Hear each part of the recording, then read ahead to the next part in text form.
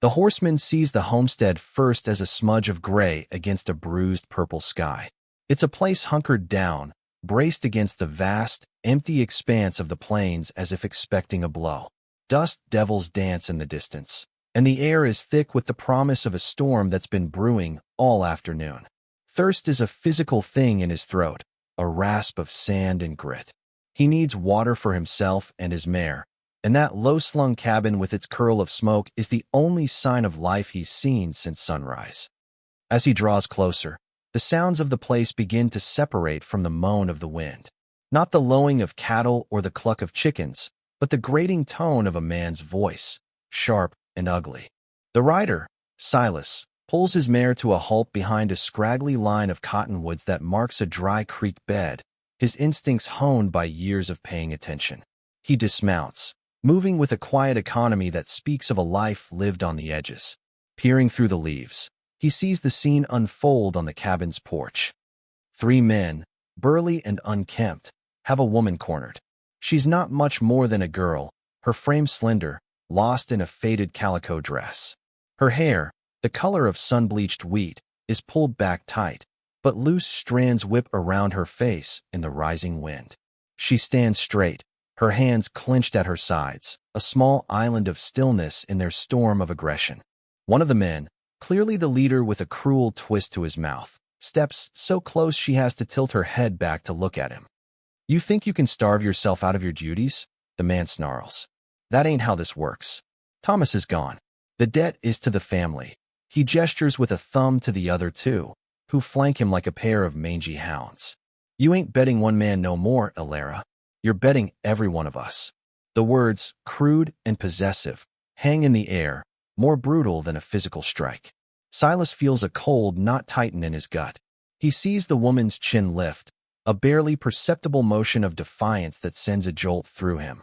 In that moment, she isn't just a victim, she's a fighter with no weapons. He'd ridden here for water, a simple need on a long road to nowhere. But as he watches her stand her ground against impossible odds, he knows that road has just ended. He was staying for a war. Danger's close, and a rescue might be at hand. Before we see if justice or peril finds them, share in the comments.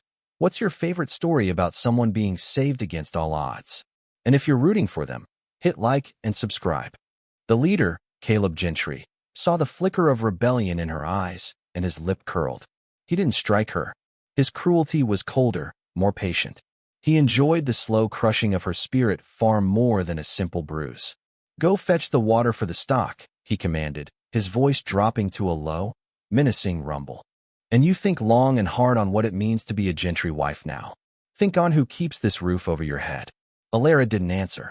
She turned with a rigid grace and disappeared around the side of the cabin. The other 2 brothers, Jed and Finn, shuffled their feet, their brutish confidence wavering without their brother's direct command. They were followers, fueled by Caleb's malice and their own base appetites. Silas watched them, cataloging their weaknesses. Jed was jumpy, his eyes constantly darting. Finn was a wall of muscle, slow and dull. Caleb was the danger. Caleb was the mind behind the misery. Silas gave it a minute, letting the tension on the porch dissipate. He swung back into his saddle and urged his mare forward, making it look like he was just now arriving. He rode into the homestead yard with the slow, deliberate pace of a man who wasn't looking for trouble but wouldn't run from it. The 3 brothers turned as one, their faces masks of suspicion. The appearance of a stranger was a breach in their isolated kingdom.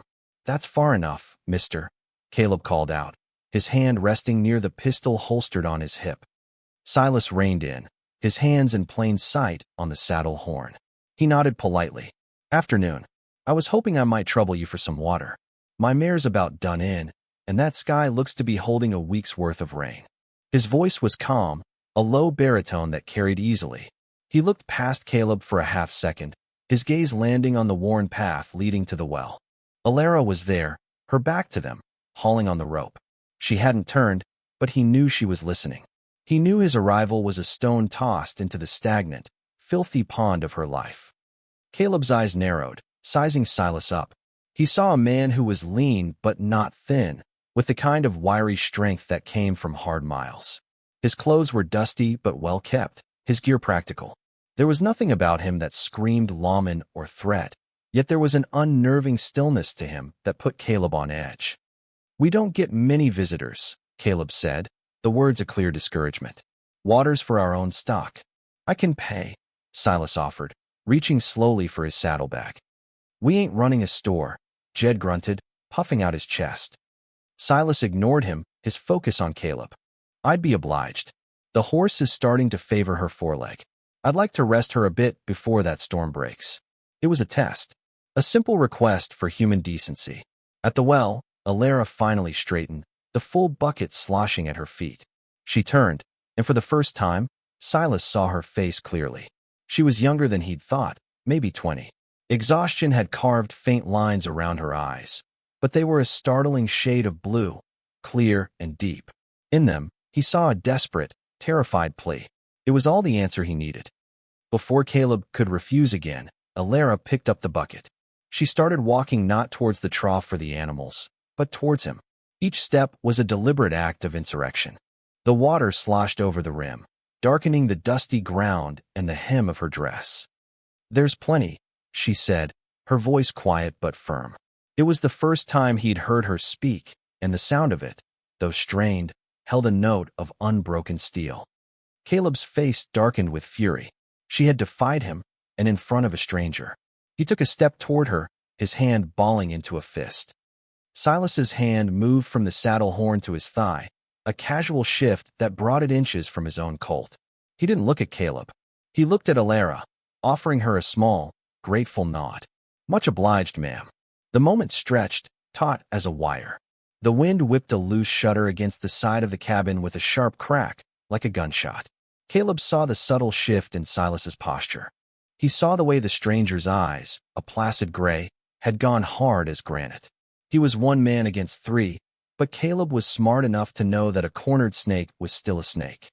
And right now, with this woman's open defiance hanging between them, he wasn't sure who was being cornered. He forced a tight, humorless smile. "Well, since the ladies offered," he said, his tone dripping with false hospitality. "You can water your horse, but you'll be on your way before that storm hits. We're private folk here." Silas dismounted, his movements fluid.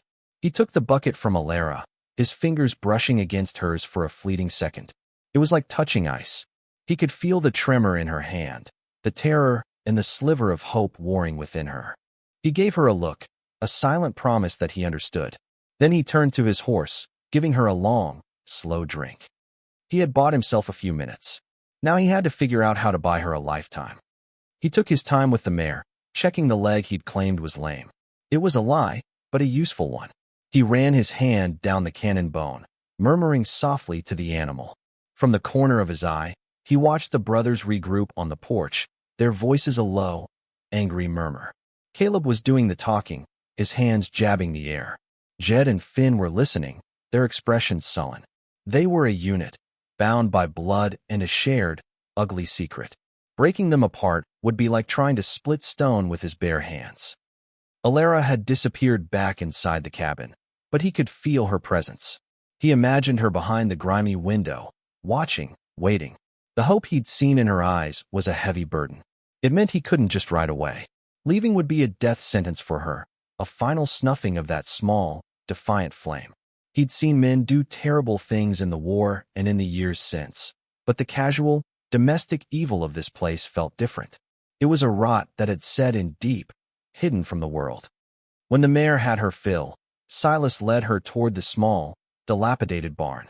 "Mind if I put her under cover for a bit?" he called out to the porch. "That leg needs looking at." Caleb pushed himself off the porch rail. "I told you to be on your way." "And I will be," Silas said evenly. "Just as soon as I see to my horse. Wouldn't be much of a man if I didn't care for my animal." He let the words hang, a subtle accusation. Caleb's jaw worked, a muscle twitching in his cheek. He wanted to refuse, to force the issue, but something held him back. The stranger was too calm. There was no fear in him, and that unnerved Caleb more than any threat would have. He gave a curt, angry nod. "The barn. And then you ride." Silas led the mare into the dusty gloom of the barn. It smelled of dry rot and old hay. He found an empty stall and began to uncinch the saddle, his mind racing. He had no plan.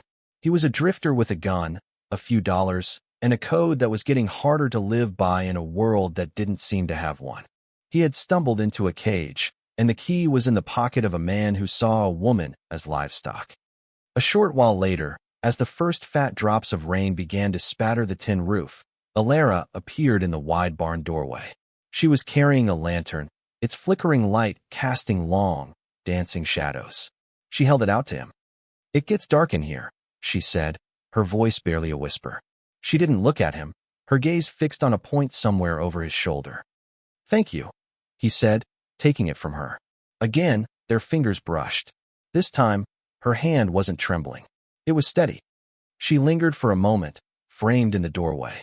The wind was picking up, molding the thin fabric of her dress to her body. He could see the sharp angles of her shoulders, the weariness in her posture.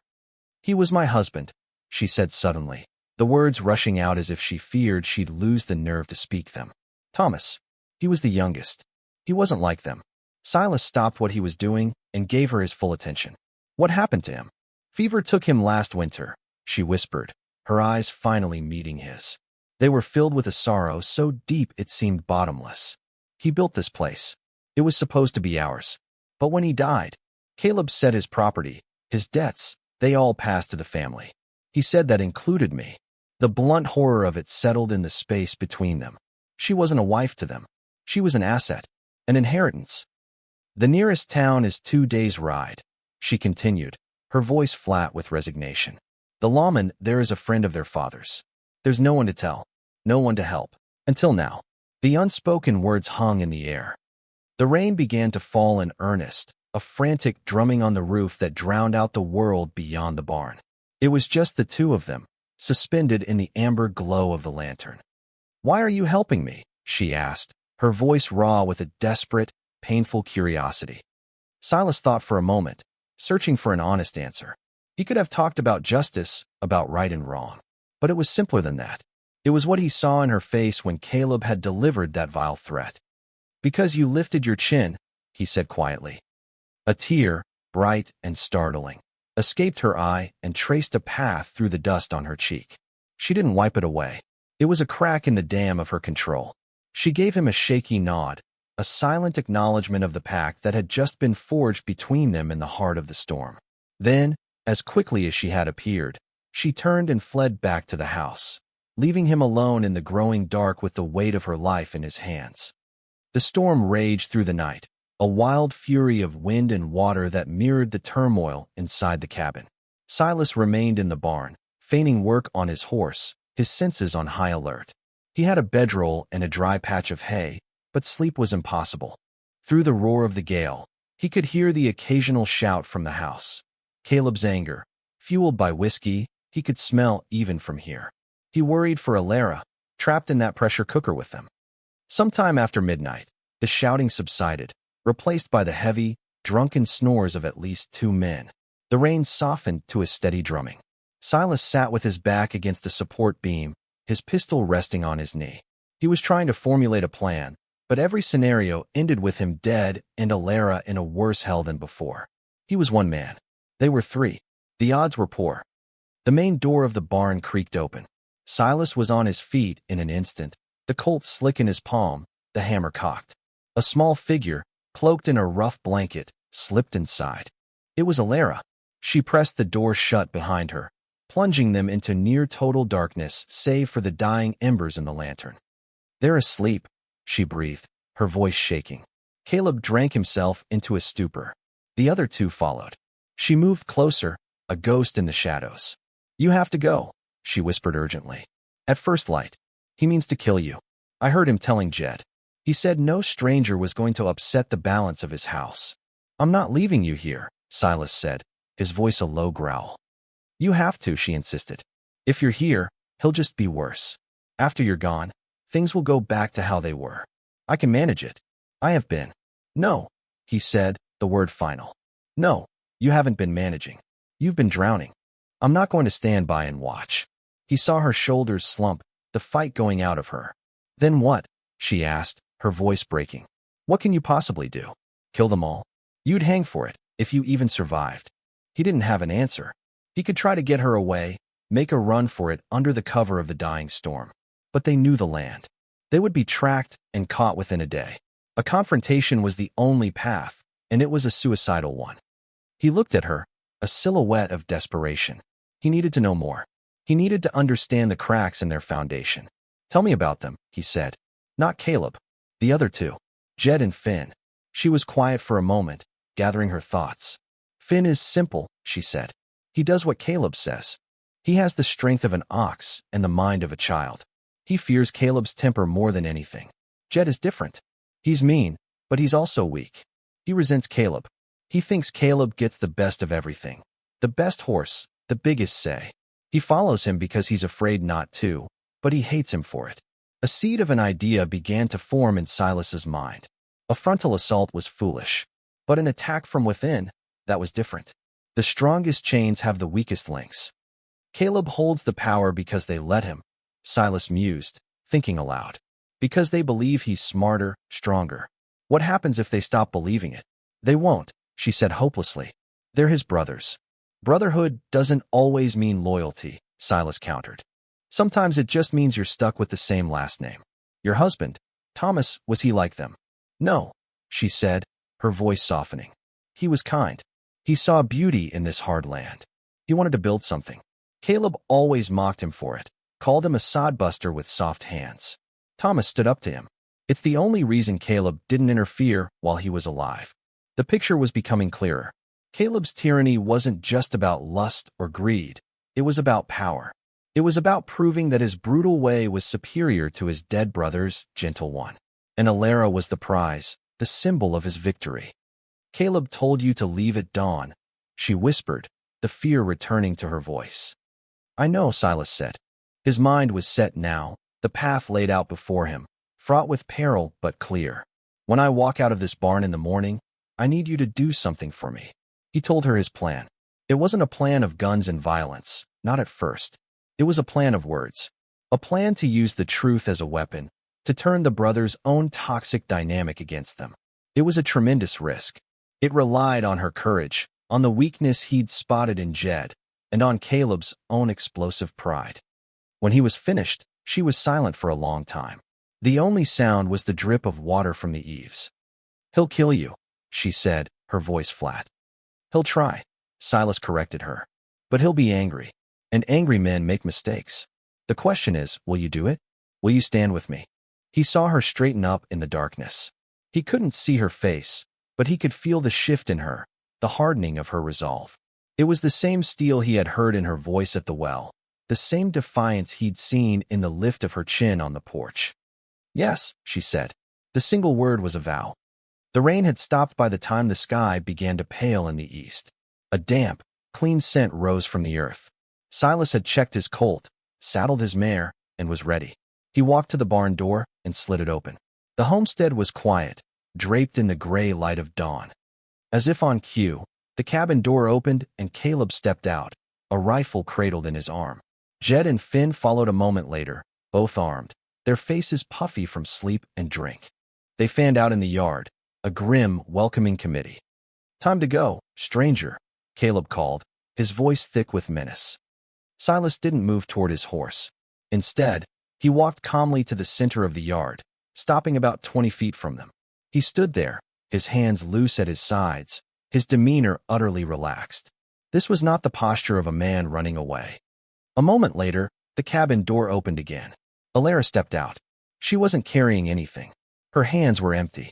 She walked past the brothers, ignoring their surprised and angry looks, and came to a stop about 5 feet behind Silas, slightly to his left. A silent, unmovable ally. Caleb's eyes blazed. This was an open rebellion, a public shaming.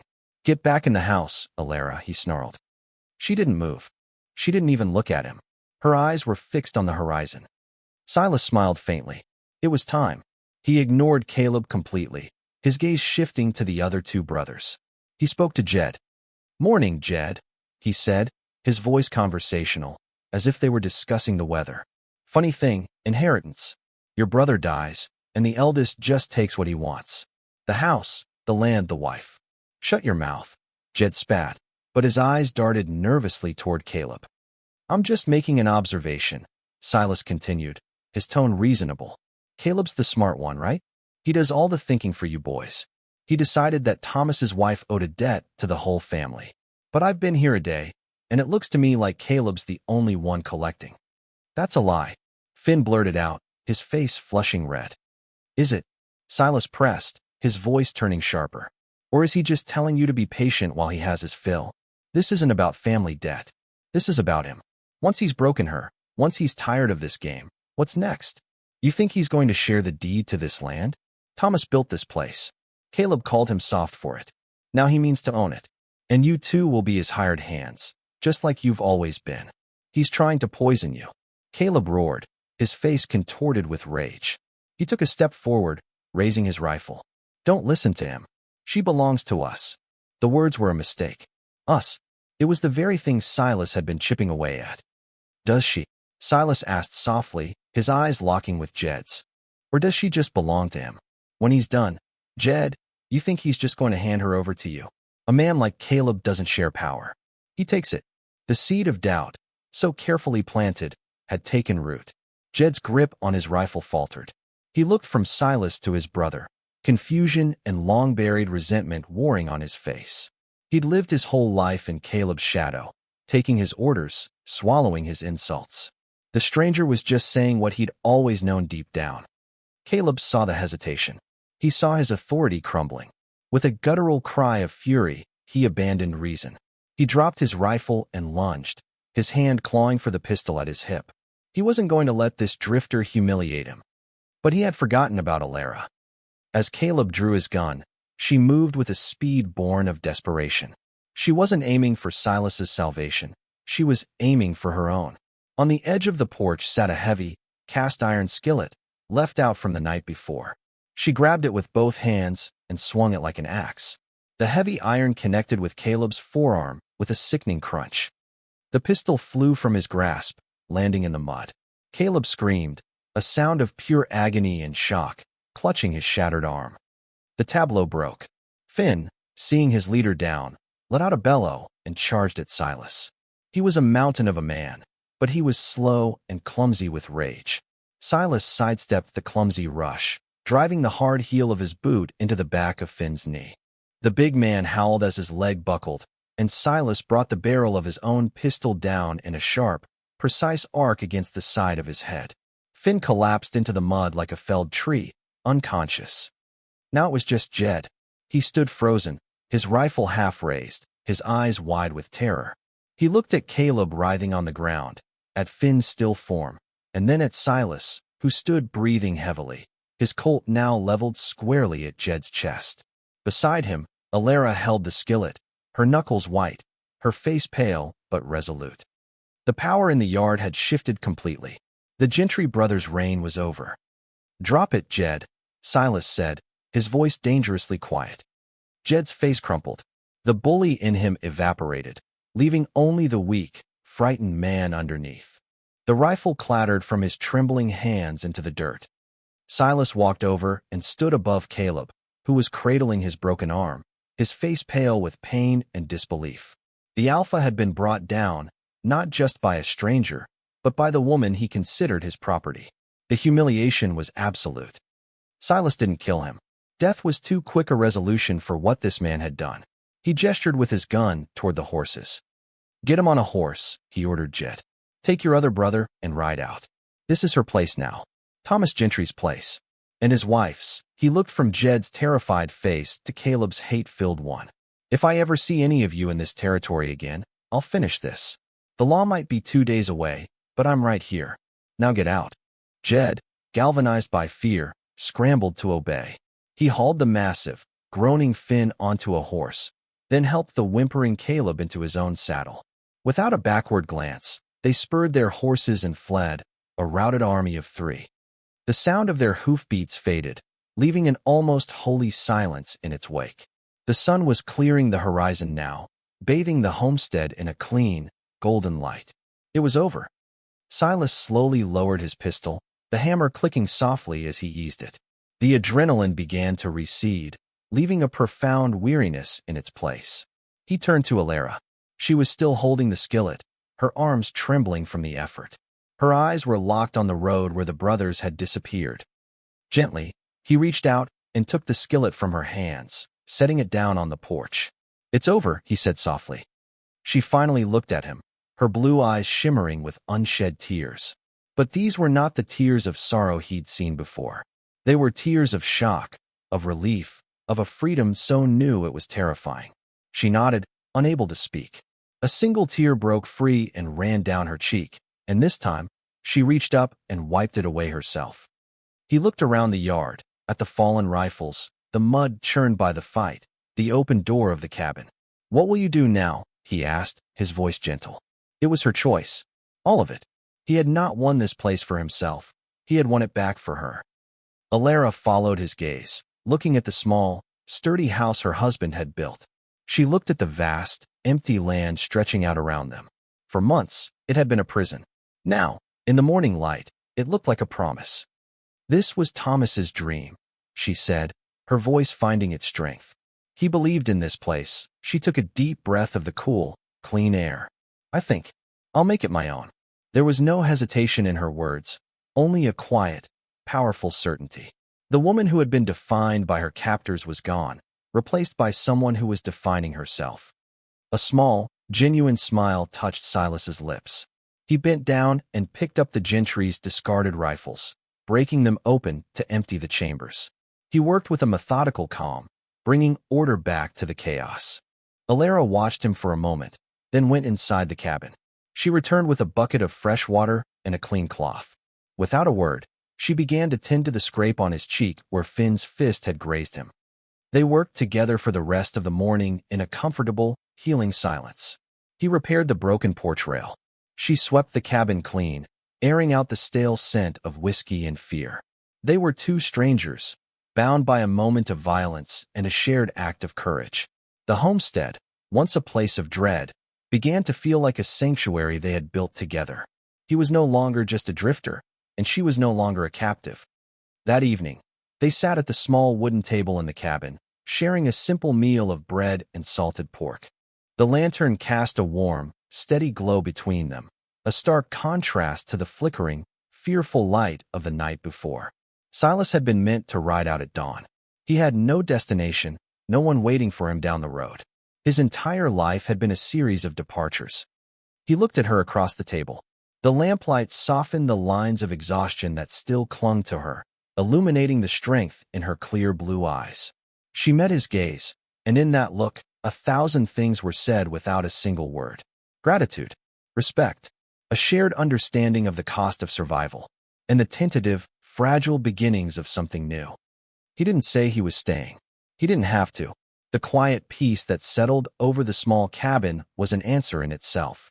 He had ridden here seeking water and had found a war. He had won the war, and now, in the stillness that followed, he felt as if he might have finally found a reason to stop riding altogether. Thanks for watching. If you believe in compassion, overcoming prejudice, and finding love in unexpected places, give this story a like and subscribe for more. This story showed love and heroism where least expected. What was your favorite moment of connection between them? Tell us in the comments.